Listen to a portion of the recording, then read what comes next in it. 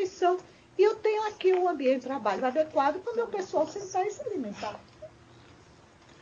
Ou eu concedo aos meus trabalhadores o direito de sair até um local determinado para fazer essa refeição, se eu não tiver esse restaurante. Tudo dentro das normas do Ministério do Trabalho, que não permite precarização em matéria de segurança e medicina do trabalho. E nada, aliás, não é? Mas, sobretudo, nessa área. Então, o direito comparado costuma elencar essas características. Tem patrimônio, tem maquinário, tem know-how, tem um quadro de pessoal permanente. Paga os seus trabalhadores, não mediante horas prestadas. E aí já indica que há uma continuidade daquele projeto. Mas mediante a execução dos seus serviços. Se responsabiliza pelo treinamento, pelos direitos previdenciários instituídos por cada ordenamento nacional. A doutrina aponta esses requisitos.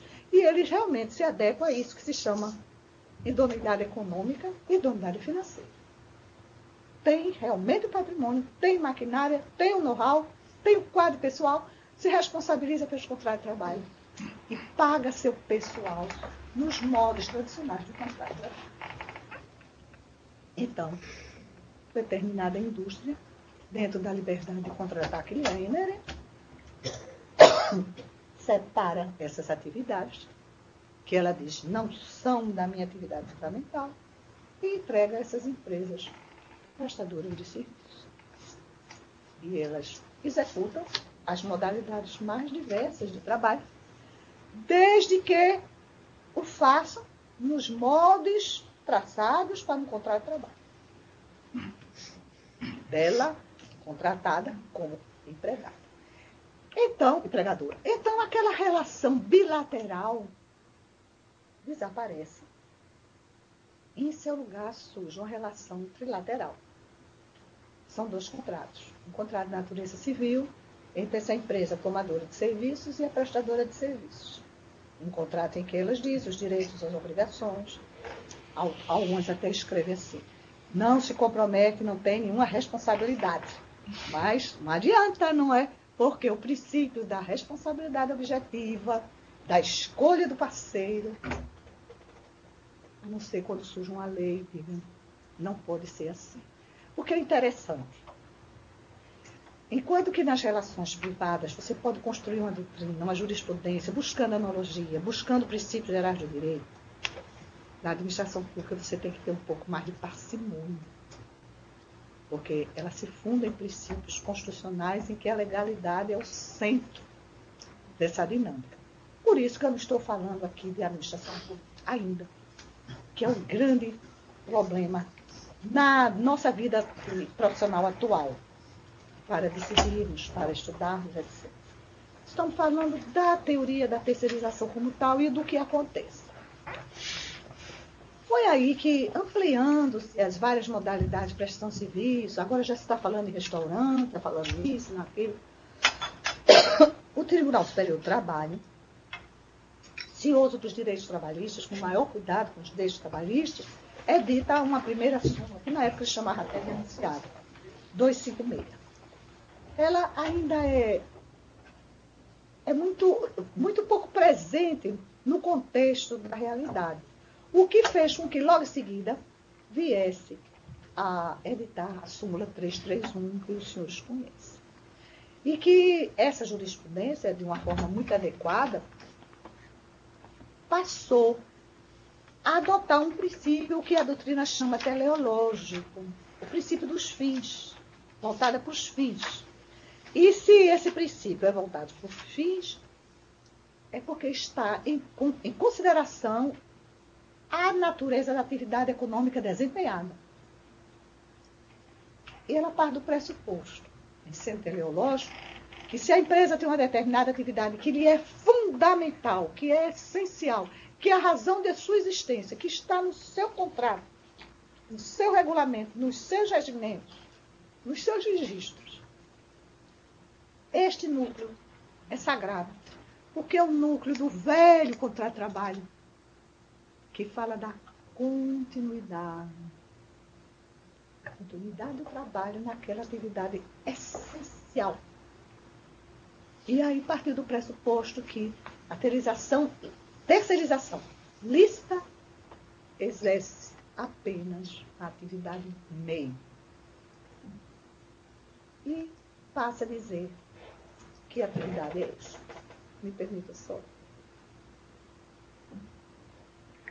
Diz ela no inciso 1 que a contratação de trabalhadores por empresa interposta é ilegal. Repete o dogma, o princípio do Tratado de Versalhes, formando-se, nesse caso, um vínculo diretamente com o tomador de serviços. Aí, excetua o trabalho temporário. Sim, porque o trabalho temporário, como o senhor sabe, ele é na atividade fim ou meio, pouco importa. Porque se eu estou precisando de uma pessoa para substituir meu quadro permanente, supõe-se que é na meio, na fim permanente. Não é? Mas é por prazo determinado, é para atender necessidade excepcional de serviços excessivos que está havendo, muita produção, muito trabalho que chegou, ou porque aquela pessoa se ausentou por uma razão. Então, ele é cuidadoso, não é? Aqui, nesta primeira apreciação, quando ele diz, salvo no caso do trabalho temporário, que está regido pela Lei 6.109. Em segundo lugar, ele vai dizer que a contratação irregular de trabalhador, através de empresa interposta, não gera vínculo de emprego com os órgãos da administração pública direta e direta fundacional. Que vocês lembram, é uma história dolorosa, né, Ana Paula? Contrata diretamente, o contrato é nulo, a gente é que julga o contrato nulo, uns dão direito, outros não dão. Aí o TST diz que não é para dar, que só paga o salário e o fundo de garantia. E a gente acha que é isso mesmo que faz, até que um dia diz, tira esses contratos dessa justiça do trabalho. Tirar esses contratos da gente. Tem vários contratos para o âmbito da justiça comum. Que é o mais comum, não. Pode ser até a federal, mas no caso da justiça comum, a decisão do Supremo, nós perdemos provisoriamente, não sei se isso vai ser revertido, a jurisdição sobre esses contratos temporários. Alegou que houve um contrato de trabalho.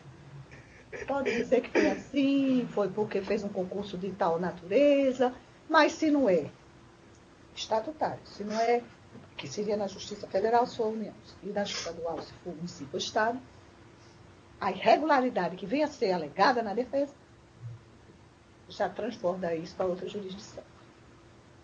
Sendo-se aí, portanto, estaríamos defrontando-nos com o modelo de contrato tipo administrativo e legal, não. Quem vai resolver não é mais a justiça. Por enquanto, a Justiça do Trabalho. A outra situação é que não forma vínculo de emprego com o tomador a contratação de serviço de vigilância. Sim, porque a lei permite. A lei inicial 7.102. Qualquer pessoa física ou jurídica pode contratar uma empresa prestadora de serviço para vigilância.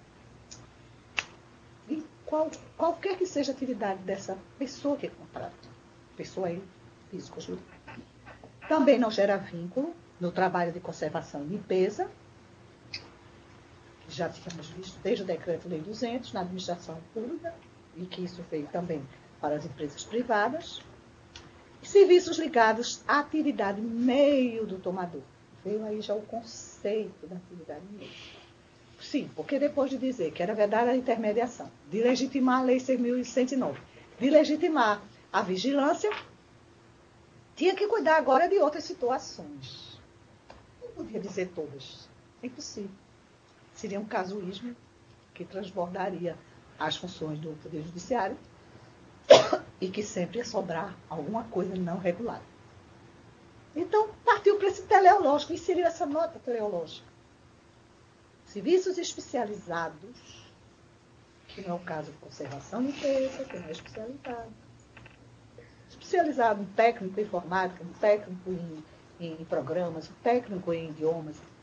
Alguma coisa que não se enquadra no dia a dia daquela empresa, no seu núcleo, mas que ela está precisando para compor, para suporte, de forma, portanto, acessória. Desde que é inexistente. Mesmo assim, eles foram cautelosos, com razão. pessoalidade e a subordinação jurídica. Porque nada óbvio que uma indústria tenha um tradutor no seu quadro permanente. Empregado não é proibido, não. Eu tenho contratos com o exterior, eu tenho um tradutor, tem alguém na língua russa que sabe a língua russa, a língua alemã, o idioma francês, etc. Por isso que, se esse serviço especializado é prestado de forma pessoal e subordinada, desenganadamente não estamos diante da terceirização. Estamos diante de um contrato de trabalho com o tomador, artificialmente celebrado com o prestador, e que vai inserir a empresa tomadora como responsável direta e o vínculo empregatício com ele também direto, porque se trata aí de uma terceirização disso, com as consequências dessa terceirização.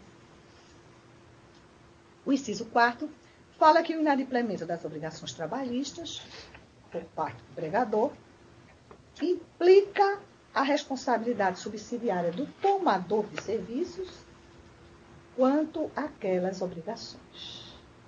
E aqui eu parei, porque essa semana, como os senhores já sabem, foi republicada 331, a súmula, e o inciso 4 para exatamente assim. O inadimplemento das obrigações trabalhistas por parte do empregador implica a responsabilidade subsidiária do tomador de serviços quanto àquelas obrigações. E acrescentou, desde que haja participado da relação processual e conte também do título executivo judicial. Onde ficou a administração pública? Ficou no 5º e no 6º há uma outra norma.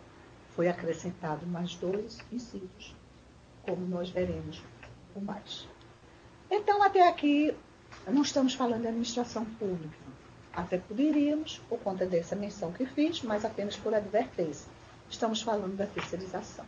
Essa terceirização, então, vai mostrar essas notas de uma relação jurídica trilateral, distanciando-se do tradicional contrato de trabalho, como eu disse, em que 2 contratos vão existir. Repetindo, um de natureza civil, entre a empresa tomadora e a prestadora. Formal, partindo do pressuposto que a empresa realmente existe, que não é uma fraude, a empresa existe, idônea, com todas as boas intenções vai prestar serviço ao cliente,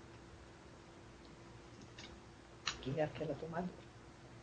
E há um outro contrato de natureza trabalhista entre a prestadora e aquele trabalhador, que vai ser da área de conservação e limpeza, pode ser da área de segurança, pode ser um trabalhador desse serviço especializado e que a prestadora tem que ter todo cuidado. Aí eu não posso entrar, porque a atividade sua coincide com a minha. A sua atividade fim é a minha. Eu só posso ir para lá trabalhar, ou seja, só posso celebrar esse contrato se não for na atividade fim. Porque serviço especializado é na atividade mesmo. Era a mesma coisa que uma empresa de segurança contratar outra empresa de segurança para prestar serviço. De uma de limpeza contratar outra de limpeza. É a atividade dela já. Ela não tem por que terceirizar. Então, nos defrontamos realmente com esse modelo diferenciado e que vai trazer essas notas que eu mencionei, né? Atendendo a um princípio teleológico, demonstrar fundamentalmente que os projetos e o ideário de que a atividade terceirizada possa ser exercitada em qualquer atividade não se compatibiliza com as balizas do contrato de trabalho. Aí só tem uma saída, dizer, mas quem está mais preocupado com o contrato de trabalho? O novo positivismo diz que contrato de trabalho já era, agora é contrato terceirizado, e pouco importa a continuidade ou não. Vamos terceirizar geral. Não tem mais empresa. Porque, como diz João Lima Teixeira, não é que tem que ter muito trabalhador, é que tem que ter trabalhador no núcleo. Porque ele vai ser treinado, vai ser aperfeiçoado, ele vai dar continuidade ao investimento. Nós não estamos falando aqui de capital volátil, nós estamos falando de uma empresa, uma indústria de uma firma comercial, do estabelecimento comercial, de uma empresa rural, que tem terra, que tem plantação, que tem maquinária. Não, aqui não tem nenhum trabalhador nessa usina, ou nesse engenho. Tudo é terceirizado. Isso não é terceirizado. Isso é intermediação de mão de obra de novo. Se eu sou um engenho, se eu tenho terra, arrendadas ou minhas, da minha propriedade, eu tenho plantação, eu tenho maquinária, eu tenho know-how, eu tenho pessoas, eu tenho um homem cavando a terra, plantando, colhendo, não é? Eu tenho gado, se eu me dedico à pecuária. Como dizer que eu posso terceirizar o povo da minha atividade produtiva? Onde a minha responsabilidade econômica, o meu dever de mitigar, de erradicar a pobreza, da dignidade do homem, da exceção? Pode, direito do povo, não é? Dizia antigamente, só não podia dizer que homem era mulher, não. Até hoje pode. Agora pode também. Então, pode ser que digo assim, pouco importa. É atividade fim? Não precisa. Fim ou meio, vai ser tudo terceirizado, a empresa é livre para contratar, o risco de empreendimento é dela, desde que ela respeite as normas de meio ambiente, desde que a prestadora pague os direitos trabalhistas. Aí os senhores verão as consequências, uma das quais é o esfacelamento da própria categoria profissional. Então, essa perspectiva que está em alguns projetos, que são vários os projetos. Um projeto, graças a Deus, da ministra, da época da hoje presidente Dilma, na época que Lula era presidente, que é subsidiário, que é na atividade meio, e que prega a responsabilidade solidária, que é muito importante a responsabilidade solidária. Que o empregador só dela deveria se livrar se ele estivesse realmente imbuído do cumprimento daquele contrato. Que normalmente não acontece. Ele contrata, fica para lá, quando se viu, os trabalhadores já foram demitidos, tem salários atrasados, horas extras, telefone garantia. E quem vai responder por isso? A parceira, o sócio. Não é assim numa empresa? Numa empresa, os sócios respondem quando o capital da empresa não é suficiente. Então, se é uma parceria, assim deve ocorrer. Mas por etapas. Diante dessa situação que surgiu, duas empresas, um núcleo, os trabalhadores, se teve em conta a teoria da responsabilidade presumida, da culpa, e se criou essa responsabilidade subsidiária que foi inserida nesse inciso 4 da súmula do TST. Estabelecendo exatamente que, como beneficiário do serviço, é o prestador de serviço, porque ele ganha o dinheiro decorrente daquele contrato. Mas é também o tomador do serviço, que precisa ter limpeza na sua empresa, transporte, restaurante, mas não é obrigado a ter. Transfere a terceiros. Isso está dentro das relações livres civilistas. O seu núcleo, contudo, tem que ser preservado.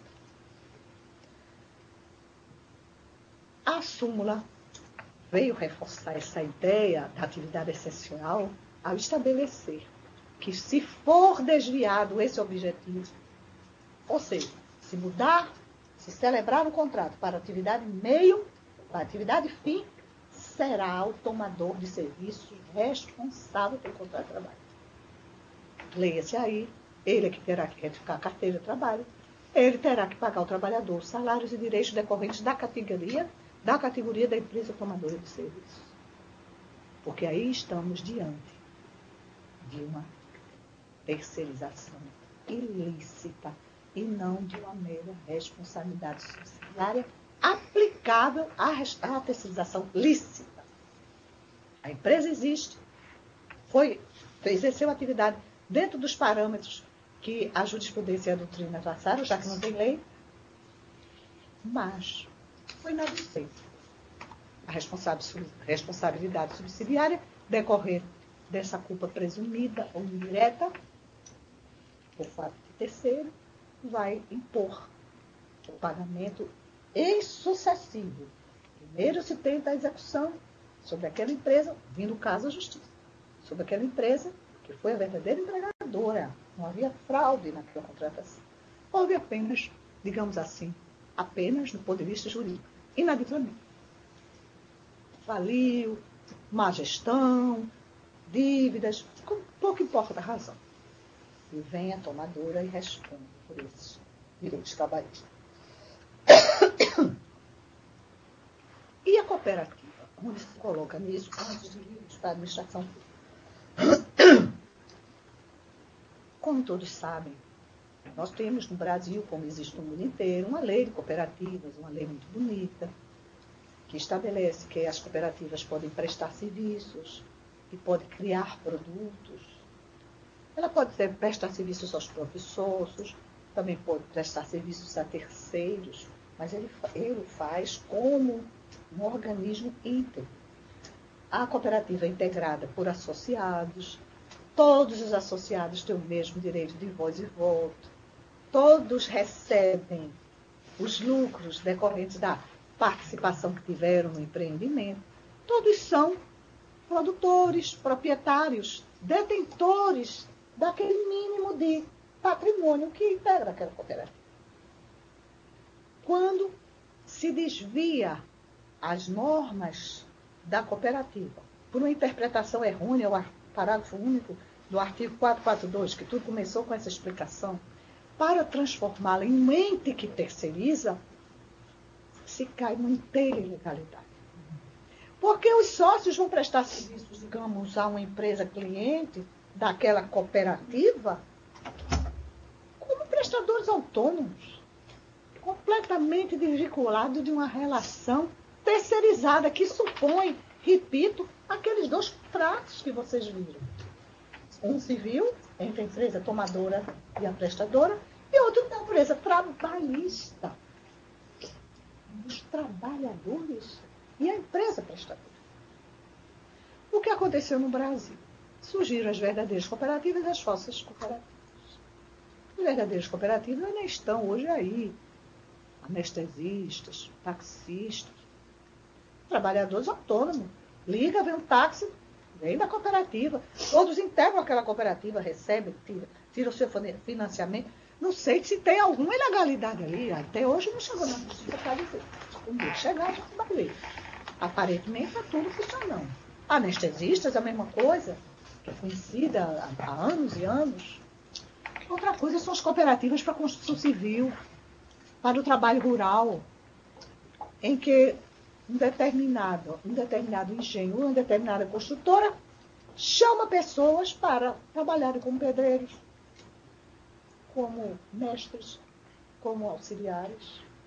Ou as cooperativas que foram até para a administração pública, que tinha Ministério Público do Trabalho, Ministério Público Civil em Pernambuco, entrou com ações fortíssimas e deu prazo de 2 anos para o órgão do Estado. Isso faz muitos anos.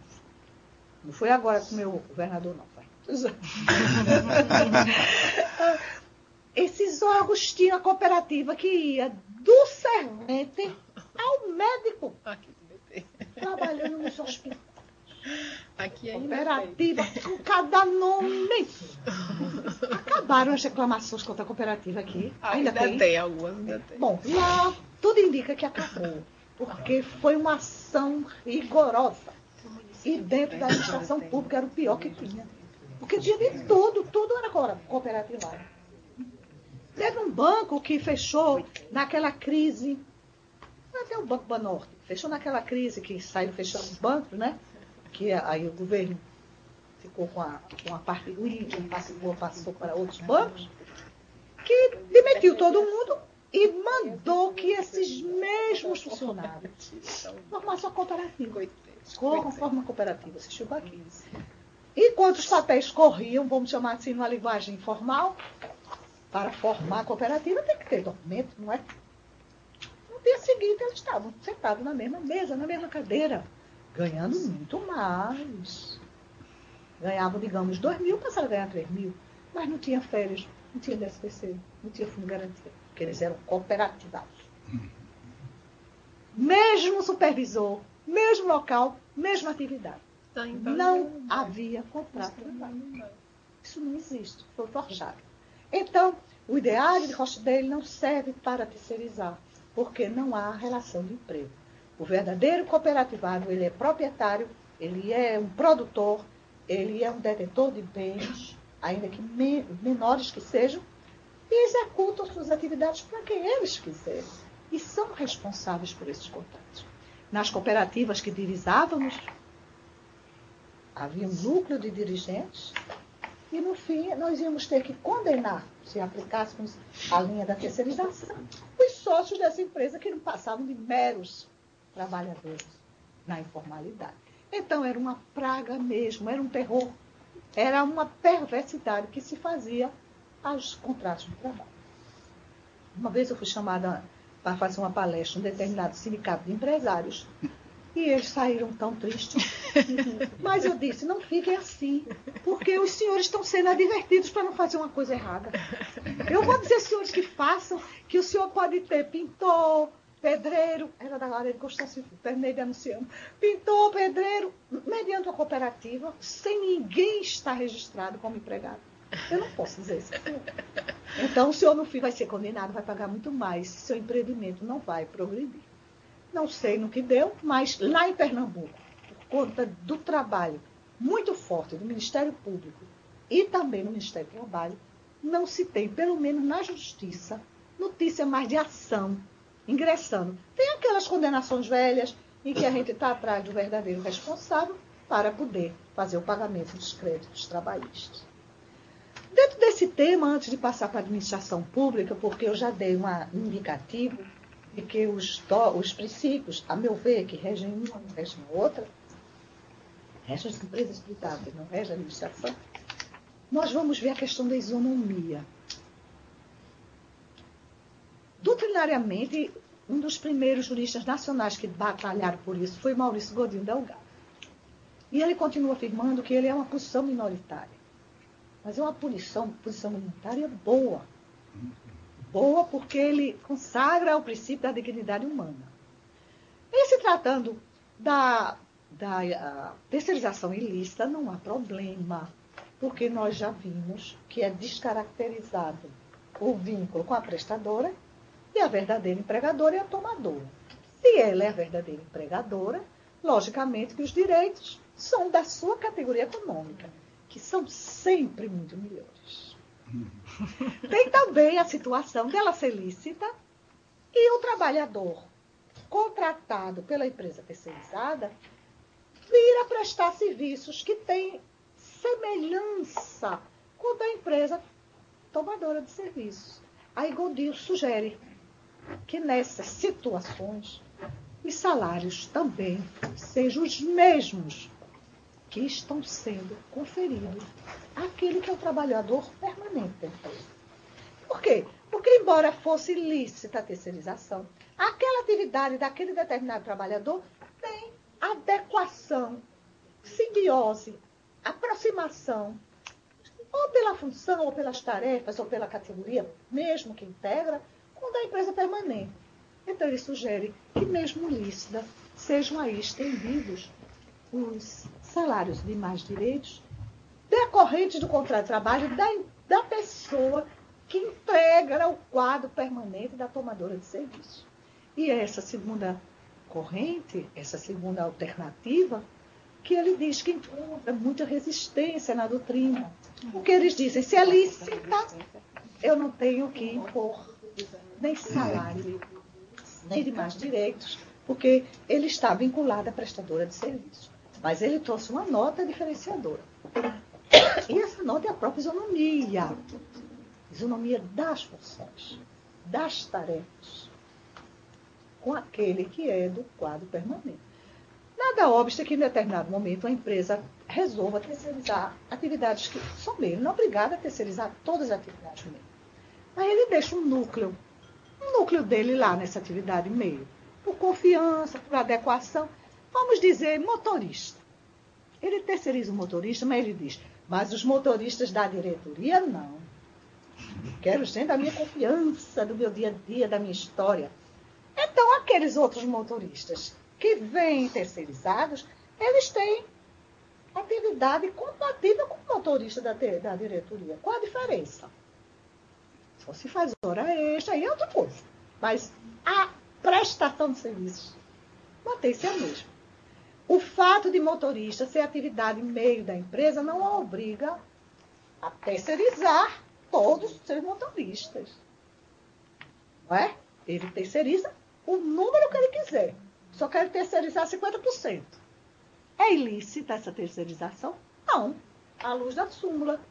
Mas, diz Delgado, Maurício Godinho, pelo princípio da isonomia, padrão civilizatório, como ele chama, vamos conferir a esses motoristas, estou dando um exemplo de motorista, né, de genérico, a essas pessoas, os salários e as condições de trabalho daquele que continua sendo da empresa, em dado permanente, embora exerça atividade meio da empresa.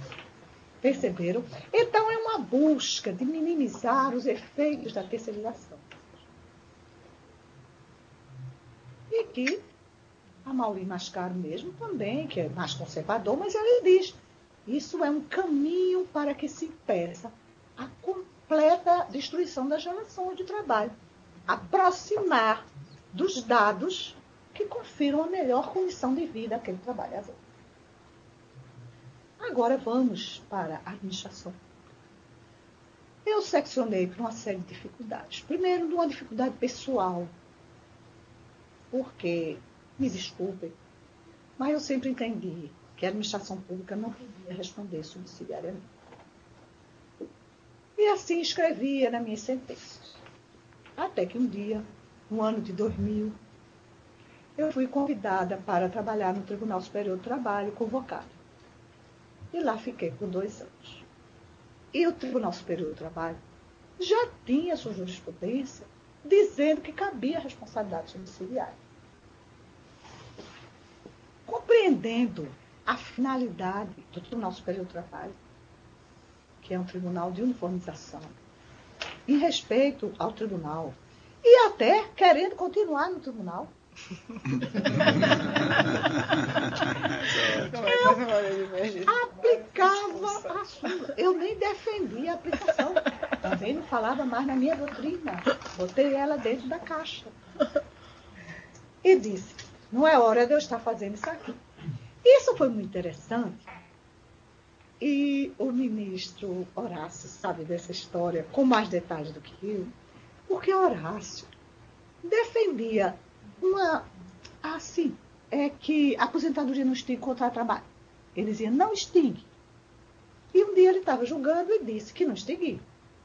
Aí o ministro que presidia, de saudosa memória, o ministro Vasconcelos, disse, Horácio, pelo amor de Deus, aqui o TST diz que extingue. A SDI diz que extingue. E depois até surgiu o J, né? Extingue. Ministro, mas acontece que eu penso, sempre julguei assim, que não extingue. E ele até estava certo, né? Aí, que não extingue, à luz do Supremo ele estava certo. Aí ele disse, olha, a primeira vez é uma doutrina sua. A segunda é teimosia. A terceira, volta para casa. Eu sei que tinha que ser assim. Agora a gente ficava um pouquinho assim acanhado de dizer, não existe a responsabilidade subsidiária num dia e no mês seguinte faz o terceiro serviço. Então o que a gente fazia? De acordo com o Tribunal Superior do Trabalho, a aposentadoria não extingue o contrato de trabalho. Pronto. E reservadas, porque se você fosse botar sua doutrina, você estava afrontando uma proposta de mudança. Aí, quando a gente queria uma mudança, a gente dizia, ministro, é preciso uma mudança. E eles ouviam. Aconteceu isso na questão da substituição processual. Eu cheguei no ministro Casalberto, olha, não pode a substituição processual continuar sendo para salários e adicional de insalubridade e periculosidade. É para direito de coletividade, 13º, etc. Também acho. Pode julgar sim, que a turma hoje vai julgar sim por unanimidade ou por maioria. Parece que foi por maioria com esse voto. E aí ele levantou o incidente e mudou. Hoje nós sabemos que a substituição processual não é mais assim. E outras situações. Mas você tem que ter essa política de respeito, de adequação, porque nós ali somos convocados, vamos contribuir para julgar e não para complicar. Pois bem, então, eu sempre entendi que não havia essa responsabilidade. Mas guardei essa doutrina enquanto lá. Quando voltei para aqui, passei a dizer que entendia, mas que aplicava a súmula em razão da natureza do Tribunal Superior do Trabalho como corte de uniformização. Eu acho que realmente não. A gente que é de segundo grau é muito complicado. Vocês não, de primeira instância, estão criando direito. Mas a gente está julgando contra a súmula. É complicado. Agora, a gente deve dizer a doutrina. Não é que a súmula é vinculante, mas o que é que o cidadão pensa, né? Uma turma é de um jeito, outra turma é do outro, aquela confusão. Bom, então, eu tenho essa disciplina, digamos assim, que não me foi imposta, mas faz parte da minha vida. E quanto mais velha eu vou ficando, mais eu vou ficando comportada. Para ter menos problema, porque dá muito na vida da gente, né? Então vamos escolhendo o bom e o resto lá. Mas tinha coisas que a gente gostava de dizer. Por exemplo, prova do Vale Transporte. Ministro Luciano, não é possível o trabalhador provar que tem direito ao Vale Transporte. Tem que trazer testemunha, dizendo a testemunha, vem cá, eu pedi o Vale Transporte, se lembra? Eu estava ali junto do empregador e pedi, porque o empregador diz logo, esse papel chama assim, o mau empregador. Eu não vou pagar Vale Transporte, é você. Então como é que ele vai dizer, olha, eu quis, o empregador é que não deixou? E mudou, né? E vinha mudando devagarzinho, aqui, ali. Estão saindo coisas boas, O tribunal cresceu, chegou mais gente de cabeça renovada, né? Tem a jurisprudência ali que era por um voto só. Quer dizer, ela estava para isso mesmo, para cair. Então, foi muito bom. E veio a reforma no tocante à administração pública, reforma ou reinterpretação, colocando de uma forma expressa o pensamento do TST. Logicamente que o TST só atribuía responsabilidade subsidiária porque ele achava que os trabalhadores não podiam ficar desamparados. Porque aquela mesma responsabilidade por culpa que cabia à empresa privada também cabia à administração pública. O seu princípio foi o de proteger o trabalhador, considerando que o núcleo da Constituição é a dignidade humana. Né? Então ele dizia, a empresa terceiriza e não fiscaliza. O óbice da terceirização sempre foi imperioso, e os administrativistas mostravam isso, e o próprio Supremo reconhece, para que você possa tratar igualmente. Porque enquanto que na parceria da atividade privada, eu escolho quem eu quiser, eu vou pesquisar quem é melhor, quem tem melhor tecnologia. Às vezes o preço é até mais alto, mas eu quero uma pessoa idônea para me prestar serviço, eu quero meu trabalho perfeito, eu quero ter lucro também. E se eu contrato uma empresa ruim, isso não pode não ocorrer. No caso da licitação, lamentavelmente, a lei de licitação é rigorosíssima e impõe o menor preço como dado fundamental. Mas também existe a questão da vigilância. São duas questões. Eu não sou livre da administração pública para contratar, mas eu tenho realmente, como administrador, o dever de vigiar, de fiscalizar. E é isso, por exemplo, que os tribunais fazem. Eu estou falando no caso do meu tribunal, que eu acabei de sair da presidência, era isso que eu fazia. Chegava junto às assessorias, elas eram sintoma, o sinal. Como vão os pagamentos do salário? Ai, doutora, 15 dias de atraso. E o Vale Transporte é 2 meses que não dá mais, menina. Por que essa demora em dizer? Já falou com o diretor-geral? Falei ontem. Aí, o diretor-geral, o que resolveu já? Já apertei, já mandei por escrito, cobrança. Eu digo, se até amanhã não chegar a resposta, chama o Ministério Público. Porque mandar por escrito, a meu ver, não é prova de vigilância, não. Pode ser até uma combinação de que eu estou vigiando. Não é? Então, para mim, por escrito, é prova cabal de que está sendo cobrado. Retenha o valor do contrato. Eu dizia para ele, eles vão ficar na situação. Pode reter. Ele prendia o valor do contrato, chamava o Ministério Público, 2 dias depois, o Ministério Público já tinha convidado a empresa para ir lá. O Ministério Público é muito presente, graças a Deus. E apertava o diretor da empresa, o sócio, e aí começavam os pagamentos. Mas quando elas começam a atrasar, é reiterado. Tanto que ele chegou num ponto que a gente teve que rescindir o contrato. Ela ainda quis se candidatar a nova licitação, posteriormente. Nós não permitimos. Então, eu sei que na maioria dos órgãos públicos há vigilância sobre a prestação do contrato. Mas e ao término da relação de emprego? Como saber que ao término do contrato de licitação, como saber que aqueles trabalhadores vão ter ou não seus contratos rescindidos? Não há como. A terceirizada leva-se o pessoal, se quiser. Demite no meio da história. Como é que a administração pública pode ser responsabilizada por essa vigilância ao término do contrato de trabalho? É uma questão a pensar, a refletir para se ter uma saída. Logicamente que essa nova redação, ela pôs essa carga ética muito forte, e isso é muito bonito e muito importante. É um aceno para a mudança da Lei 8666, no sentido que se interprete que o inadimplemento deve decorrer, ou melhor, que o mero inadimplemento não traz a responsabilidade, mas o cumprimento do contrato deve transcorrer com segurança, com vigilância, com fiscalização. E então eles puseram essa redação, que acredito que já sabem, que diz assim, só para a administração pública, inciso 5 da súmula 331. Os entes integrantes da administração pública, direta e indireta, respondem subsidiariamente nas mesmas condições do item 4, ou seja, tenha participado da relação processual, conste do ofício, haja inadimplemento, caso evidenciada a sua conduta culposa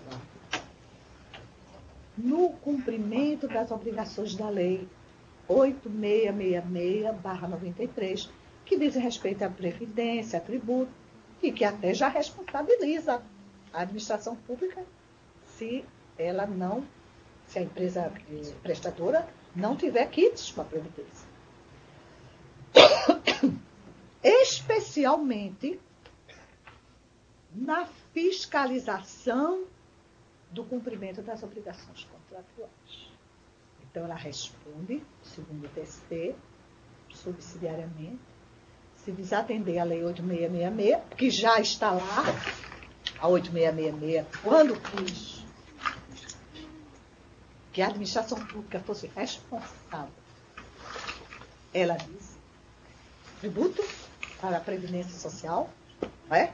Descumprimento disso, ela diz expressamente, mas ele acrescentou, especialmente na fiscalização do cumprimento das obrigações contratuais. O que é essa vigilância sobre os contratos? No direito privado a gente sabe, não é?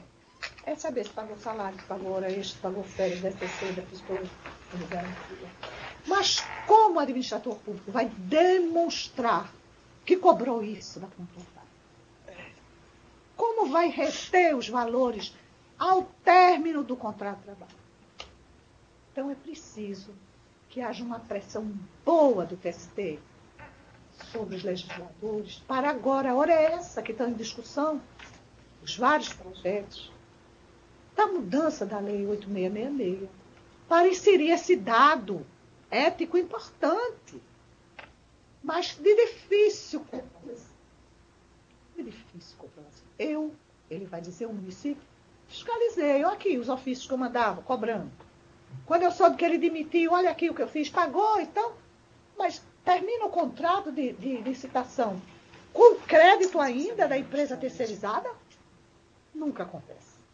Quando acaba o contrato de terceirização, não tem mais nada a reter, a não ser que uma nova norma, na linha do que o CNJ vem propondo, mediante resolução, mas não é lei, estabeleça esse direito de, durante 30 dias, reter aqueles valores para saber quem foi demitido ou não foi e aí fazer a compensação. Porque senão a gente vai ficar no casuísmo, situações esporádicas. E que essa, diz o inciso 6, responsabilidade subsidiária do tomador de serviço, abrange todas as verbas da condenação. Claro que tem que ser todas as verbas da condenação. Mas será que é possível? Diante do princípio da legalidade tão importante e acentuado, muito fortemente acentuado pela Constituição, da finalidade da administração pública, que a gente possa, sem lei, modificar o texto legal por um dado de interpretação. Se não existisse lei, mas existe a lei. O Supremo já disse que a lei é constitucional. O TST, que nunca se debruçou para dizer que era constitucional ou não, porque ele sabia que o era, ele apenas ia buscar os princípios gerais do direito dentro da Constituição para afastar o dispositivo, se não me engano, 72, né, da Lei 8666, quando diz que não é responsável pelas dívidas trabalhistas, por um dado de ética, por uma nota típica adequação aos direitos trabalhistas. Agora, para finalizar e permitir que o pessoal todo, inclusive os senhores que aqui estão, possam fazer as intervenções, eu queria mencionar algumas das consequências trazidas, no geral, pela terceirização. Eu as anotei aqui. Aspectos desfavoráveis à classe trabalhadora, de forma direta e indiretamente. Indiretamente para o próprio Estado também, porque quando o trabalho é precário, a Previdência Social perde os recursos. Fundo de garantia também. E com isso, vai ter que assumir encargos que normalmente seriam assimilados, assumidos, resolvidos dentro de um contrato de trabalho. O que ocorre? Há uma tendência à diminuição dos direitos trabalhistas, como foi mencionado, destinados a estes trabalhadores, influenciando, por consequência, o quadro geral das conquistas da categoria. Se partir para a ideia de uma terceirização em qualquer atividade da empresa, não vai mais existir categoria comum. Porque a fragilização, várias categorias dentro de uma mesma atividade e pronto. A quebra, então, em consequência desse baixo nível, do princípio da isonomia, vai se revelar como um dos males atingidos, ou a que atingem esses trabalhadores terceirizados. O outro aspecto desfavorável é a restrição à ausência de regras rígidas de segurança do trabalho. A Ana Paula tem um trabalho magnífico sobre direitos de segurança do trabalho, sobre acidente. E nós vemos na realidade social como acontecem acidentes, como acontecem tragédias nas empresas terceirizadas. Agora até parou mais, por conta da grande fiscalização que vem sendo operada. Mas até mesmo em áreas petrolíferas, que eram áreas de máxima segurança, temos notícias de acidentes. E muitas vezes é porque naquela localidade há um núcleo de trabalhos terceirizados das mais diversas ordens, fragilizando, portanto, as regras. O decréscimo dos padrões de financiamento à Seguridade Social, que eu mencionei, e ao sistema do FGTS. A ampliação da distância dos postulados tradicionais, que estão assentados dentro do ordenamento jurídico e são a própria razão de ser do direito do trabalho. A inserção do trabalhador na empresa, a realização de uma carreira profissional, o aprimoramento das habilidades individuais e o próprio respeito à dignidade do homem. Ele entra e não sabe se fica, se vai fazer uma carreira. Aquele homem que entrava contínuo e saía gerente é um homem estranho. É difícil de encontrar esse trabalhador. A desarticulação da estrutura sindical. E realmente, depois desse fenômeno da globalização, da terceirização, o movimento sindical, que já era frágil, porque ele é muito desmantelado historicamente, fragilizou-se mais ainda. Pela quantidade de categorias, sem a pujança da unidade dessas categorias. Quer se trate da atividade profissional, quer se trate da atividade econômica, em razão dessa desarticulação da tendência à fragilidade nas negociações, quadro geral de desemprego. E, finalmente, a restrição dos direitos trabalhistas no momento da terminação desse contrato. Voltando à apresentação, que papel devemos ter? Qual o nosso tributo, enquanto estudiosos do direito, enquanto trabalhadores?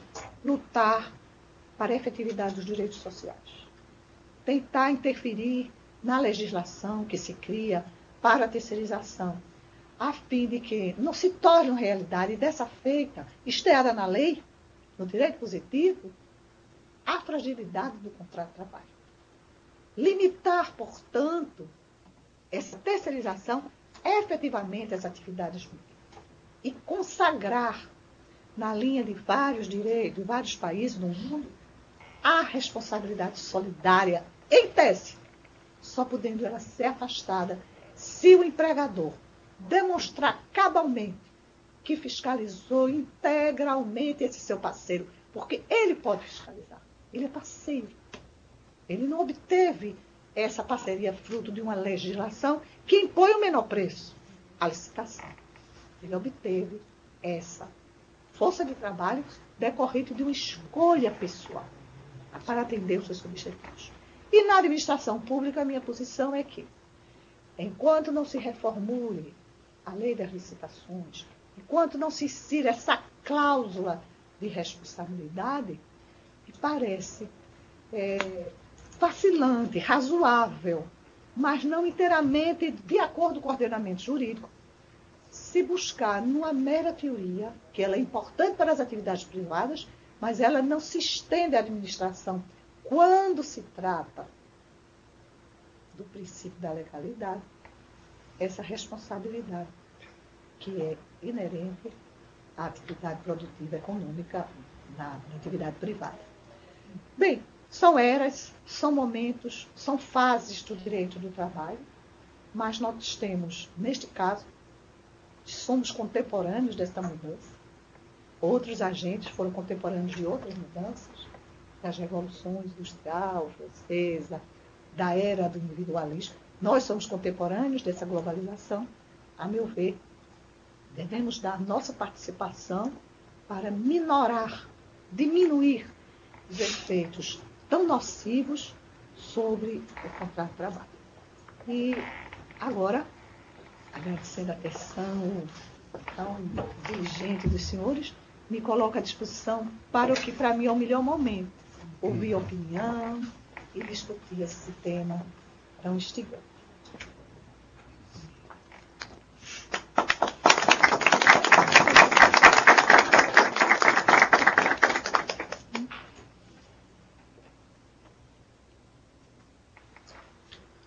Enquanto o pessoal do interior se prepara para fazer as intervenções, eu quero inicialmente cumprimentar a eminente colega pelo brilhantismo com que se ouve na sua exposição, a clareza, rememorando os fundamentos mais acentuados da matéria, trazendo a sua exposição de uma forma didática e que serve e serviu a todos nós. Então eu quero cumprimentar inicialmente. Eu gostaria de fazer algumas, aproveitar esse momento para trocar algumas ideias também com a colega, mas eu, em primeiro lugar, eu gostaria de provocá-la, de ouvi-la, ainda a respeito de um outro aspecto também patológico, me parece, dessas relações, que é a questão do chamado PJ. Então, assim, para dar uma extensão, marcar a exposição de Vossa Excelência, então gostaria de ouvi-la antes de fazer algumas intervenções outras, talvez eu faça, a respeito dessa patologia também. A mim me parece patologia, já estou adiantando, mas não sei qual é o entendimento de Vossa Excelência. Patologia. Se é uma patologia, só cabe medicamento mesmo. É muito interessante. E esse PJ, na realidade social, ele é visto mais nas grandes cidades. Ele é tipo de São Paulo, de Minas, do Rio Grande do Sul. Salvador. Até hoje não chegou um PJ lá em Pernambuco, na Justiça do Trabalho. Porque, normalmente, a pessoa que se propõe a prestar serviço sob essas condições é um empregado altamente qualificado. Não é? Ele tem um nível, um padrão de conhecimentos superior ao usual. E ele aceita prestar serviço sob essa denominação, pessoa jurídica. A gente sabe realmente que a pessoa jurídica pode ser individual ou coletiva.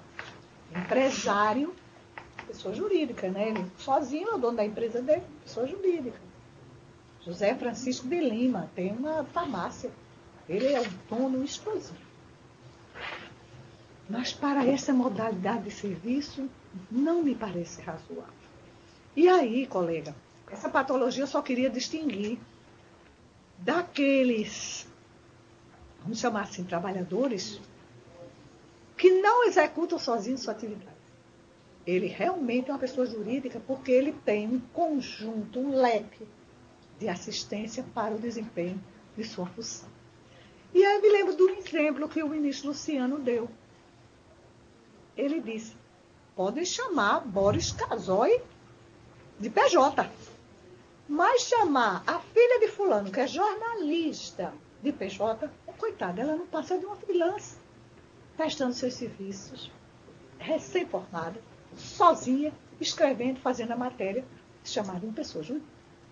Porque, disse ele, é possível, ele não sabe, mas ele disse, é possível que o Boris Casoy tenha uma estrutura de trabalhadores a seu serviço para atingir aquele objetivo.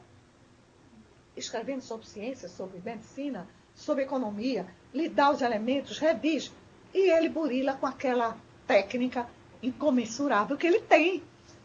E aí ele pode ser um PJ. Porque realmente ele está num padrão de trabalho que justifica assim ser. Necessariamente não tem que ser.